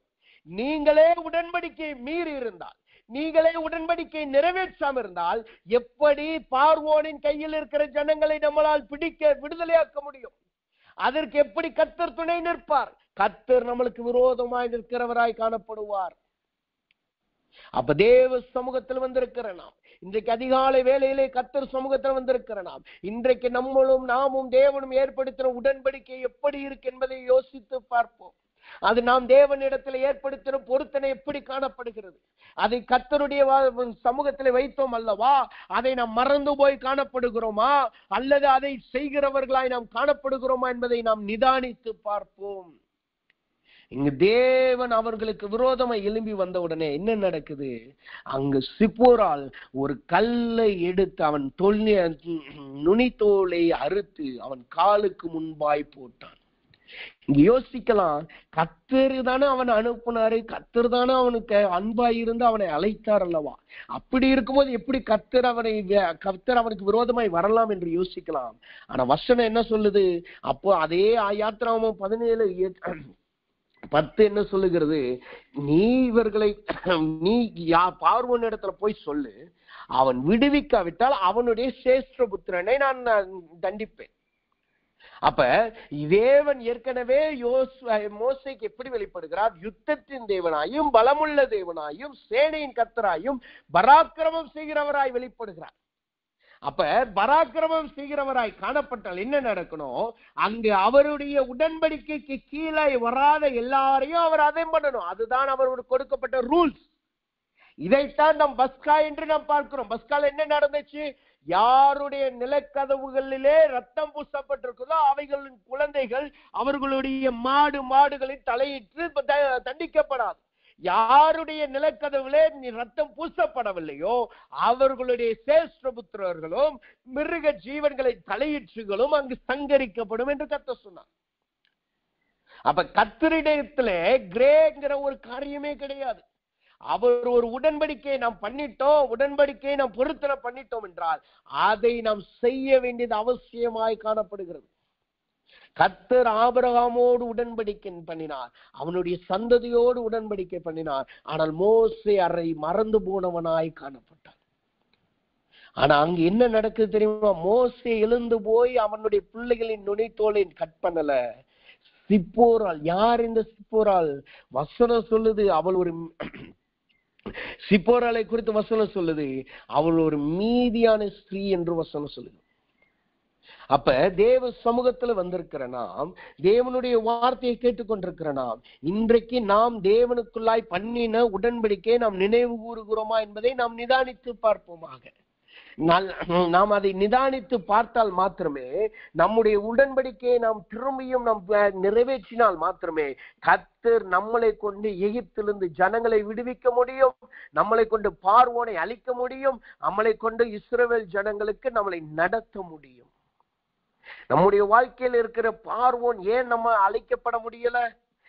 நம்மளை ஒடுக்கி கொண்டிருக்கிறவர்கள், நம்மளை அடிமைத்தனத்துல வைத்திருக்கிறவர்களை மேற்கொள்ள முடியாததற்கான காரணம் என்ன? இன்னும் நம்முடைய வாழ்க்கையில உடன்படிக்கை இல்லை. அந்த உடன்படிக்கை நம்முடைய வாழ்க்கையில வந்தால் மாத்திரமே இந்த தேவனால் கொடுக்கப்பட்ட அழைப்பும் கிருபையும் தாளந்துகள் வரங்களும் செயல்படும். கர்த்தர் மோசேக்கு அற்புத அடையாளங்களை காண்பித்தார். ஆனா அந்த அற்புத அடையாளங்களை இவன் ஜனங்களுக்கு போய் காண்பிக்க வேண்டும், ஜனங்களுக்கு போய் ஜனங்களை தேவன் பக்கமாய் திருப்ப வேண்டும் என்றால் இவனுடைய வாழ்க்கையில அவன் உடன்படிக்கையை சரி செய்ய வேண்டியதாய் காணப்பட்டது. அந்த உடன்படிக்கையை சரி செய்வதற்குத்தான் இந்த கல் அவனுக்கு உதவியாய் காணப்பட்டது. அப்ப இன்றைக்கு காலையிலே கர்த்தர் சொல்லுகிறார், அவர் உங்கள் சத்துருக்களை அழிக்க மாத்திரம் கல்லை கொடுக்கிறதல்ல, உங்களுடைய ஜீவியத்தை சரி செய்யவும் தேவன் இன்றைக்கு அந்த கல்லை வைக்கிறார். இந்த கல் வந்தவுடனே என்ன செய்யுமா? அது உடன்படிக்கையை சரி செய்யும். நாம் தேவனுக்கு முன்பாய் உண்மையுள்ளவர்களாய் நிலை நிற்கிறவர்களாய் அவரால் சங்கரிக்கப்படாதவர்களாய் நாம் நிலைத்து நிற்க அது உதவி செய்கிறதாய் காணப்படும். இன்னொரு காரியத்தை நான் சொல்ல வேண்டும் என்று ஆவியானவர் வெளிப்படுத்துகிறார். இன்றைக்கு அநேகர் சொல்லுகிறாங்க, கர்த்தர் நம்மளுடைய தகப்பன் போல, அவர் இரக்கம் உள்ளவர், அவர் தயவுள்ளவர். நம்ம பழைய ஏற்பாட்டு காலத்துல எல்லாம் வாழல, நம்ம நல்ல புதிய ஏற்பாட்டு காலத்துலதான் வாழ்றோம் சொல்லுகிறோம். ஆனா வசனம் சொல்லுகிறது, புதிய ஏற்பாட்டு காலத்துலதான் கர்த்தர் அவங்களுக்குன்னு ஒரு நியமத்தை வச்சாரு. என்ன சொன்னாரு? நான் வரும் அளவும் இதை நினைவு கூறுங்கள். எது? அதுதான் ராபோஜன பண்டிகை. அப்ப இப்படிப்பட்ட ராபோஜனத்துக்கே கர்த்தர் அப்படிப்பட்ட ஒரு காரியத்தை கொடுத்திருக்கிறார் என்றால் தேவனுக்கும் நமக்கும் இருக்கிற உடன்படிக்கையிலே அவர் எவ்வளவு உண்மையுள்ளவராய் இருக்கிறார் பாருங்க. அப்ப இன்றைக்கு தேவ சமூகத்துல வந்திருக்கிற நாம், நமக்கு கொடுக்கப்பட்ட அல்லது நாம் ஏற்படுத்தின உடன்படிக்கையிலே நாம் உறுதியாய் நிற்போமாக. நீங்க 1 மணி நேரம் ஜோம் பண்ணுவேன்னு சொன்னா கண்டிப்பா 1 மணி நேரம் தயவு செய்து ஜோம் பண்ணிருங்க. வேத வாசிப்பேன், தேவ வசனத்தை வாசிப்பேன்னு சொல்லிட்டா கண்டிப்பா அதை வாசிருங்க. நான் ஊழியத்துக்காய் நிலைத்து நிற்பேன்னு சொன்னா ஊழியத்துக்காய் நிலைத்து நில்லுங்க. அங்கு வருகிற போராட்டங்கள், அங்கு வருகிற அழைப்புகள், அங்கு வருகிற மாற்றங்களை பார்த்து உங்கள் உடன்படிக்கை இழந்து போனாதவர்களாய் நீங்கள் காணப்படுவீர்களாக. இங்கு மோசே எகிப்திலிருந்து துரத்தப்பட்டு 40 வருஷம் மாமனாரோட இருக்கிறான். 40 வருஷம் அவன் மீதியான இடத்திலோடு இருந்ததுனால என்ன நடந்துச்சு? அவன் தேவனால் சந்ததிக்கு ஏற்படுத்தப்பட்ட உடன்படிக்கையை மறந்து போனான். அது மறந்து போனபடியினால் தான் கர்த்தர் அவனுக்கு விரோதமாய் நின்றார். நம்முடைய வாழ்க்கையிலே நாம் ஏதோ ஒரு போராட்டம் வந்துச்சு, ஏதோ ஒரு பிரச்சனை வந்துச்சுன்னு சொல்லி மோசேயை போல நாம் ஓடி வந்துட்டோம். அந்த ஓடி வந்ததுனால நாம் தேவனால் பண்ணின உடன்படிக்கையை நாம் மறந்து போயிருக்கிறோம் என்றால், இன்றைக்கு அவைகளை நினைவு கூறுகிறதற்கென்று தேவன் இந்த கல்லை கொடுக்கிறார். அவைகளை கொடுத்து தேவன் நம்மளை சீர்திருத்துகிறவராய் மாற்றுகிறார். அவர் நமக்கு கொடுத்த பொருத்தனையிலே நாம் நிலை நிற்க, உடன்படிக்கையில நிலைத்து நிற்க இந்த கல் உதவி செய்கிறதாய் காணப்படுகிறது. அப்ப இந்த கல் வந்த உடனே என்ன நடக்குது? அந்த வசனம் சொல்லுகிறது பாருங்க, அங்க கல் வந்ததுனால என்ன மாற்றம் வருகிறதாம். அந்த வசனம் சொல்லுகிறது 26வது வசனம் 4வது அதிகாரம் 26வது வசனத்தை வாசிக்கும் பொழுது, முதலாவது அந்த கல் வந்தபடினால் என்ன நடக்குது? பின்பு அவர் அவனை விட்டு விலகினார். அப்பொழுது அவள் விருத்த சேதனத்தின் நிமித்தம், நீர் எனக்கு இரத்த சம்பந்தமான புருஷன் என்றான். இங்க 2 காரியம் நடக்கு. ஒண்ணு, தேவன் அவர்களை விட்டு விலகினார் என்று போட்டு, அவன் ஜீவன் அங்கு தப்பப்பட்டது. தேவனுக்கு முன்பாய் ஜீவன் தப்பப்பட்டது அப்படிங்கிறது எதை காட்டுகிறது? அவன் அழைக்கப்பட்ட அழைப்பிலே கர்த்தர் அவனை நிலைநிறுத்த பண்ணினார். அவனுக்கு கொடுக்கப்பட்ட தரிசனத்திலே கர்த்தர் அவனை ஓடும்படி அவனை அனுமதித்தார். அவன் பார்வோனை நொறுக்கும்படி இவனுக்கு அதிகாரத்தை கொடுத்தார். அப்ப தேவன் அந்த கல் வந்து விட்டால், அந்த உடன்படிக்கையிலே அந்த கல் நம்மளை சீர்படுத்தி விட்டால் என்ன நடக்கும்? தேவனால் கொடுக்கப்பட்ட அதிகாரத்திற்கு நாம் செயல்பட கர்த்தர் நம்மளை அனுமதிக்கிறவராய் காணப்படுகிறார். 2வது அங்க என்ன நடக்கிறது? நீ எனக்கு இரத்த சம்பந்தமான புருஷன் என்றால் எப்படியா? தன் குமாரர்களின் நுனித்தோலை அறுத்தபடியினால் வந்த ரத்தம் அங்கே சாதாரணமாய் உலகத்தின்படி கணவன் மனைவியாய் காணப்பட்ட சிப்போராலும் மோசேயும் இப்பொழுது தேவனுக்கு முன்பான இரத்த சம்பந்தம் உள்ள புருஷர்களாய் மாறினார்கள். அதுவரைக்கும் அவர்கள் ஒரு மீதியான இதுதான் காணப்பட்டார். இன்னும் அவள் தேவனை விட்டு விலகின ஜனமாய் தான் இருந்தார். ஆனா இப்ப என்ன நடக்குது? கர்த்தர் பக்கம் அவள் அந்த ரத்தத்தினால் ரட்சிக்கப்பட்டதை காட்டு. இதனாலதான் என்ன நடந்துச்சு தெரியுமா? மிரியாம் மோசேயின் மனைவிக்கு விரோதமா எழும்பின உடனே மோசே அங்க சும்மாதான் இருந்தான். வசனம் சொல்லுது, மோசே நீடிய சாந்தம் உள்ளவனா இருந்தான். மோசே அங்கு சும்மாதான் இருந்தான். ஆனால் கர்த்தர் சும்மா இருக்கவில்லை. மிரியாம் மோசேக்கு விரோதமாயும் மோசேயின் மனைவியை வைத்தாங்க நக்கல் பண்ணி கிண்டல் பண்ணி அவனுக்கு விரோதமாய் பேசினான் அல்லவா? அதை கர்த்தர் கேட்டுக்கிட்டு சும்மா இருக்கல. இவள் ஒரு காலத்துல அந்நிய ஸ்திரீ, ஆனால் இந்த நுனி தோலை அறுத்தபடினால் இவள் இப்பொழுது ரத்த சம்பந்தம் உள்ளவளாய் மாறினபடினால் கர்த்தர் அவளுக்கு அப்ப மாத்திரம் வெளியே போகல. கர்த்தர் அவளோடு கூட இருந்து யாரும் அவளுக்கு விரோதமாய் பேசாதபடி, யார் பேசினாலும் அவரோடு நான் இருக்கிறேன் என்பதை தேவன் அங்கு விளங்க காட்டினார். அப்ப தேவன் என்ன செய்கிறார்? இந்த கல் வரும் பொழுது என்ன நடக்கிறது? அது நம்மளை சீர்படுத்துகிறது. அதனால் என்ன மாற்றம் வருகிறது? தேவன் நம்மளை விட்டு விலகுகிறார். அப்படின்னா என்ன அர்த்தம்? அவர் நம்மளை தண்டியாமல் அவர் நமக்கு விரோதமாய் எழும்புகிறவர்களை தண்டித்து நமக்காய் உறுதுணையாய் நிற்கிறவராய் காணப்படுகிறார். 2வது அங்கு என்ன மாற்றம் வந்துச்சு? வசனம் சொல்லுது, அதே யாத்ராகமத்தின் புஸ்தகம் 17வது அதிகாரம் 27வது வசனம் சொல்லுது, கர்த்தர் ஆரோனை நோக்கி நீ வனாந்திரத்தில் மோசேக்கு எதிர்கொண்டு போய் என்றார். அவன் போய் தேவ பர்வதத்தில் அவனை சந்தித்து அவனை முத்தம் செய்தான். யோசித்து பாருங்க, கர்த்தர் பேசிட்டார். கர்த்தர் அவன் மோசேக்கு ஒரு கோலை கொடுத்து அதை அற்புத கோலாய் மாற்றி கொடுத்து விட்டார். கட்டளை கொடுத்துட்டாரு. ஆனா கர்த்தர் ஒரு வார்த்தையை சொன்னார். என்ன சொன்னாரு? உன் வாயாய் உன் சகோதரன் இருப்பான் என்று சொன்னார். ஆனா இன்னும் அந்த வார்த்தை நிறைவேறப்படல. ஆனா அந்த வார்த்தை நிறைவேறப்படாததுக்கான காரணம் என்ன? அங்க அந்த உடன்படிக்கை அங்க செய்யாதது, அந்த உடன்படிக்கை அவர்கள் உடைத்து போட்டபடினால் அது அவர்களுக்கு ஒரு தடையாய் அமைந்தது. இப்ப அந்த நுனித்தோல் கட் பண்ணப்பட்டுச்சு, நுனித்தோல் அறுக்கப்பட்டு உடன்படிக்கை சீர் செய்யப்பட்ட உடனே என்ன நடக்குது? கர்த்தர் ஆரோனை மோசேக்கு உதவியாய் அனுப்பினார். இன்றைக்கு கர்த்தர் சொல்லுகிறார், இந்த கல் உங்க வாழ்க்கையில வந்து உங்களை சீர்படுத்தின உடனே என்ன நடக்கும் தெரியுமா? உங்கள் வாழ்க்கையில் தேவனால் சொல்லப்பட்ட எல்லா வார்த்தைகளும் நிறைவேற ஆரம்பிக்கும். தேவன் இந்த மாதத்திலே இந்த ஆண்டிலே சொல்லியிருப்பார் அல்லவா? எல்லா வார்த்தைகள் நிறைவேற ஆரம்பிக்கும். மோசேக்கு கர்த்தர் வாக்கு தத்தத்தை கொடுத்தார். என்ன வாக்கு தத்தம்? மோசே சொன்ன, என்னால முடியாது கர்த்தாவே, என்னால பேச முடியாது. உடனே சொன்னார், உன் சகோதரன் உன் வாயாய் இருப்பான் என்று சொன்னார். அதே போல அந்த சகோதரனை கர்த்தர் அவனுக்கு அனுப்பினார். எப்ப? தேவனுடைய உடன்படிக்கை அங்கு நிறைவேற்றப்பட்ட உடனே, இந்த கல் அவனுடைய வாழ்க்கையில வந்த உடனே. அதே போல் கர்த்தர் சொல்லுகிறார், இந்த அதிகாலை வேளையிலே இந்த கல் உங்க வாழ்க்கையில வருகிறபடினால், அது உங்களை சீர்படுத்துகிறபடினால் என்ன நடக்கிறது? தேவனால் உரைக்கப்பட்ட எல்லா வார்த்தைகளும் உங்கள் வாழ்க்கையில ஆம் என்றும் ஆமென் என்றும் தேவன் நிறைவேற்ற போகிறார். அவர் உங்கள் வாழ்க்கையில சொன்ன எல்லா வாக்குத்தத்தங்களையும் தேவன் நிறைவேற்றுகிறவராய் காணப்படுகிறார். அப்ப முதலாவது கல் சத்துருவை தாழ்த்துகிறது, இரண்டாவது கல் நம்மளை சீர்படுத்துகிறது. அப்ப தேவ சமூகத்துல வந்திருக்கிற நாம் இன்றைக்கு நம்முடைய நிலைமை எப்படி என்பதை நாம் நிதானித்து பார்ப்போமாக. நாம் ஆசீர்வாதத்துக்காய் ஜெபிக்கிறோம், விடுதலைக்காய் ஜெபிக்கிறோம், ஊழியத்துக்காய் ஜெபிக்கிறோம், ஊழிய அழைப்பு எனக்கு இருக்கா என்று பார்க்கிறோம், எல்லாம் உண்மைதான். ஆனா எத்தனை முறை நாம் உடன்படிக்கையிலே உறுதியா இருக்கிறோம் என்பதை நாம் நிதானித்து பார்த்திருக்கிறோம். எத்தனை முறை நாம் செக் பண்ணி பார்த்திருக்கிறோம், இவாலுவேட் பண்ணி பார்த்திருக்கோம். நான் தேவன் பண்ணின உடன்படிக்கையில உறுதியா இருக்கிறேனா, தேவனிடத்துல பண்ணின பொருத்தனையிலே நான் உறுதியா இருக்கிறேன் என்பதை நாம் நிதானித்து பார்க்கிறவர்களாய் காணப்பட வேண்டியது அவசியமா இருக்கு. இந்த கிறிஸ்தவ உலகத்துல இன்னொரு காரியமும் இருக்கு. என்ன தெரியுமா? பொருத்தனை உடனே பணம் பொருள் தான் நம்முடைய நினைவுக்கு வரும். ஆனா வேதம் அதை நம்மளுக்கு கற்றுக் கொடுக்கவில்லை. வேதம் சொல்லுகிறது, பொருத்தனை என்பது நீங்கள் தேவனுக்கு கொடுத்த வார்த்தையாய் காணப்படுகிறது. தேவனுக்கு கொடுத்த வார்த்தை. நீங்க சொன்னீங்க பாத்தீங்களா, நான் இப்படி செய்வேன் என்று சொல்லிக்கிறேன் பாத்தீங்களா, அது பொருளாய் இருக்கலாம், ஆவிக்குரிய ஜீவமாய் இருக்கலாம், ஊழியமா இருக்கலாம், எதுவா இருந்தாலும் சரி, நீங்க தேவனுக்கு வார்த்தையை, அந்த உடன்படிக்கையை கொடுத்து விட்டால் அதை நிறைவேற்ற நாம் தவறிவிடக் கூடாது. அப்படி நிறைவேற்றும்படி நம்மளை சீர்படுத்தும்படியாய் புறப்பட்டு வருகிறது தான் இந்த கல். அந்த கல் வந்த உடனே நம்முடைய ஜீவியத்தை தேவன் மாற்றுகிறார்.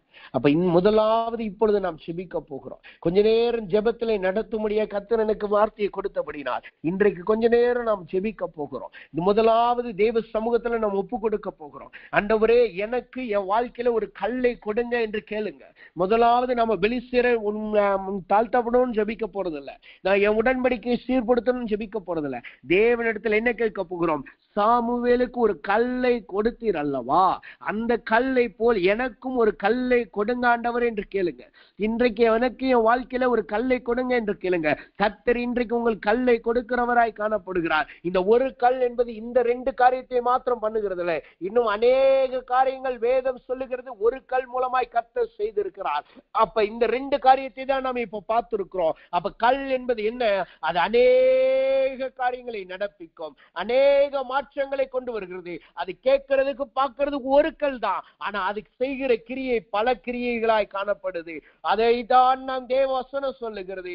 ஒரே ஆவியானவர் அநேக வரங்களினால் கிரியை செய்கிறார். அப்ப தேவ சமூகத்தில் வந்திருக்கிறோம். இன்றைக்கு முதலாவது அந்த அஸ்திபாரத்தின் கற்களை நாம் கேட்டுக்கொள்வோமாக, அஸ்திபாரத்தின் கல்லை நாம் பெற்றுக் கொள்வோமாக. சியோனில் வைக்கப்பட்ட அந்த அஸ்திபார கல் ஆண்டவரே வாழ்க்கையில கொடுங்க என்று ஜெபிப்போம். மிக முக்கியமான பகுதிக்குள்ளாய் வந்திருக்கிறோம். ஆசீர்வாதம், விடுதலை, அற்புதம் எல்லாம் தேவன் கொடுத்துருவார். ஆனா நம்மளை நாம் நிதானிக்கப்படாவிட்டால் நம்முடைய அழைப்பிலே நாம் ஓட முடியாது. நம்மளே நிதானித்து நம்முடைய உடன்படிக்கையை சரிபடுத்தாவிட்டால் தேவனால் கொடுக்கப்பட்ட வாக்குத்தத்தங்கள் நம்ம வாழ்க்கையில நிறைவேறாது. அப்ப தேவனால் கொடுக்கப்பட்ட வாக்குத்தத்தங்கள் நிறைவேறணும், நமக்கு கொடுக்கப்பட்ட தரிசனத்தை நாம் ஓடி நிறைவேற்றணும்னா நம்முடைய உடன்படிக்கை சீர்படுத்தப்படணும்.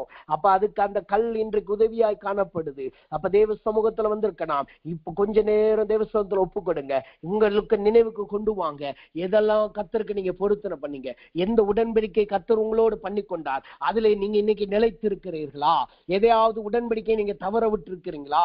மோசே போல போராட்டத்தை நிமிச்சு ஓடுனதுனால தன் சொந்த பிள்ளைகளை விருத்த சேதனம் உள்ள இல்லாதவர்களாய் அவன் மாற்றி போட்டான். அப்படி நீங்க தெரியாம ஏதோ ஒரு காரியத்தில் மாட்டிக்கொண்டதுனால நீங்க அதிலே ஓட்டத்திலே கவனமா இருந்தபடியினால் உங்கள் குடும்பத்திலும் உங்க வாழ்க்கையிலே விருத்த சேதனம் இல்லாத அனுபவத்திற்குள் போய்விட்டீர்களா? எதையாவது இழந்து போய்விட்டீர்களா? உங்கள் உடன்படிக்கை நீங்கள் மறந்து போய்விட்டீர்களா? இப்பொழுது தேவ சமூகத்தில் அதை நினைவுக்கு கொண்டு வாங்க. இது மிகவும் முக்கியமான காரியம். இன்றைக்கு கர்த்தர் அவைகளிலிருந்து உங்களுக்கு விடுதலை கொடுக்கிறார். இனிமேல் உங்கள் ஊழியம் வளர போகிறது. இனிமேல் உங்கள் ஊழியங்கள் நிறைவேற்றப்பட போகிறது. இனிமேல் தேவனால் கொடுக்கப்பட்ட தரிசனங்கள் அப்படியே நிறைவேற போகிறது. இனிமேல் தேவனால் கொடுக்கப்பட்ட ஆசீர்வாதம் உங்க வீட்டிலே வரப்போகிறது. கர்த்தர் உங்கள் உடன்படிக்கையை சீர்படுத்த முடியாத அந்த கல்லை கொடுக்கிறார். அன்பின் பரலோக பிதாவே துதிக்கிறோம், ஸ்தோத்திரிக்கிறோம் ஆண்டவரே. இந்த நாளிலும் இந்த 1 சாமுவேல் புத்தகம் 7வது அதிகாரம் 12வது வசனத்தை எங்கள் வாக்குத்தத்தமாய் கொடுத்து அதில் ஒரு கல் என்கிற காரியத்தை குறித்து நீர் பேசினீரே, அதற்காக உமக்கு நன்றி செலுத்துகிறோம் கர்த்தாவே. அந்த ஒரு கல்லை இந்த மாதம் முழுவதும் எங்களுக்கு கொடுக்கிறீரே, அதற்காக நன்றி கர்த்தாவே. அந்த ஒரு கல் எங்களுக்கு அஸ்திபாரமாயும் எங்களை ரட்சிக்கிறதாயும் எங்கள் குடும்பத்தில் இருக்கிற ரட்சிக்கிறதாயும் மீட்டுக் கொள்கிறதுமாய் காணப்படுகிறது. அதற்காக நாங்கள் நன்றி செலுத்துகிறோம் கர்த்தாவே. அந்த ஒரு கல் வரும் பொழுது எங்கள் சத்துருக்கள் தாழ்த்தப்படுகிறார்களே, அதற்காய் நன்றி கர்த்தாவே. எல்லா பெலிஸ்தர்கள் உம்முடைய பிள்ளைகள் வாழ்க்கையிலே காணப்படுகிற வேலை ஸ்தலத்திலே, குடும்பத்திலே, இருக்கிற இடங்களிலே, எந்த இடத்துல யார் பெலிஸ்தராய் இருந்தாலும் இப்பொழுது அவர்களை நீர் துரத்தி விடுவீராக. அவர்களுடைய பெலிஸ்தரின் ஆவிகள் எடுக்கப்பட்டு போவதாக. இனிமேல் இவர்கள் எல்லைக்குள் எந்த பெலிஸ்தரும் வரக்கூடாது கர்த்தாவே. அவர்களை தாழ்த்துவீராக. அவர்கள் வராதபடி தடுக்கப்படுவார்களாக. ஆண்டவரே, அவர்கள் அவர்களுக்கு விரோதமாக கரம் நீட்டப்படட்டும் கர்த்தாவே. அதனால் இவர்கள் இழந்து போனதை திரும்ப பெற்றுக் கொள்ளட்டும். இழந்து போனவைகள் எதுவாயிருந்தாலும் திரும்ப பெற்றுக் கொள்ளட்டும். அவர்களை கொள்ளையடிக்க தேவன் உதவி செய்வீராக. குறிப்பா இவர்கள் இருதயத்திலும் சரி, இவர்கள் குடும்பத்திலும் சரி, தேவ சமாதானம் சொன்னபடி அப்படியே நிரப்புவதாக. இரண்டாவதா, நீர் கல் என்பதை சீர்திருத்துகிற, உடன்படிக்கையை சீர்திருத்துகிற என்று சொன்னீர் ஆண்டவரே. அந்த உடன்படிக்கையின் கல் எங்கள் வாழ்க்கையிலே காணப்படட்டும் கர்த்தாவே. ஆண்டவரே, எங்கள் வாழ்க்கையிலே நாங்கள் பொருத்தனை பண்ணி மறந்து போயிருந்தாலும், ஏதோ ஒரு காரியத்தின் நிமித்தமாய் அது மறந்து போயிருந்தால், உலகத்தின் வேலையின் நிமித்தமாயோ குடும்பத்தின் நிமித்தமாய் மறந்து போயிருந்தால், தேவன் எங்களை மன்னிப்பீராக. இன்றைக்கு அவைகளை நினைப்பூட்டி ஆண்டவரே, சிப்போரால் மூலமாய் எங்கள் உடன்படிக்கை நிறைவேற்றப்பட்டது போல ஆண்டவரே எங்களுக்கு நினைப்பூட்டி எங்கள் மூலமாய் அந்த உடன்படிக்கை நிறைவேற்றி கர்த்தர் எங்களோடு கூட நிற்பீராக. கர்த்தர் சிப்போராளுக்காய் நின்றது போல ஆண்டவரே எங்களுக்காய் நீர் நிற்பீராக. எங்களுக்கு விரோதமாய் எழும்புகிறவர்களுக்கு விரோதமாய் நீர் எழும்புவீராக கர்த்தாவே. ஆண்டவரே, உம்முடைய கிருபை இறங்கட்டும் கர்த்தாவே. ஆண்டவரே, நீ சொன்ன வார்த்தைகள் அப்படியே நிறைவேறட்டும். இன்றைக்கு உம்முடைய பிள்ளைகளுக்கு அந்த கல்லை கொடுத்து சீர்படுத்தினபடினால் இந்நாள் முதற்கொண்டு இவர்களுக்கு கொடுத்த வாக்குத்தத்தங்கள் நிறைவேறாத காரியங்கள் நிறைவேறுவதாக, நிறைவேறாத தீர்க்கதரிசனங்கள் நிறைவேறுவதாக. கர்த்தரே இவர்களை ஆசீர்வதிப்பீராக. இந்த கல் இவர்கள் வாழ்க்கையில காணப்படட்டும் கர்த்தாவே. அப்படி நீ செய்யறக்காய் நன்றி செலுத்துகிறோம். எல்லா துதிகன மகிமையும் நமக்கே செலுத்துகிறோம். இயேசுவின் நாமத்தில் ஜெபிக்கிறோம் நல்ல பிதாவே. ஆமென், ஆமென்.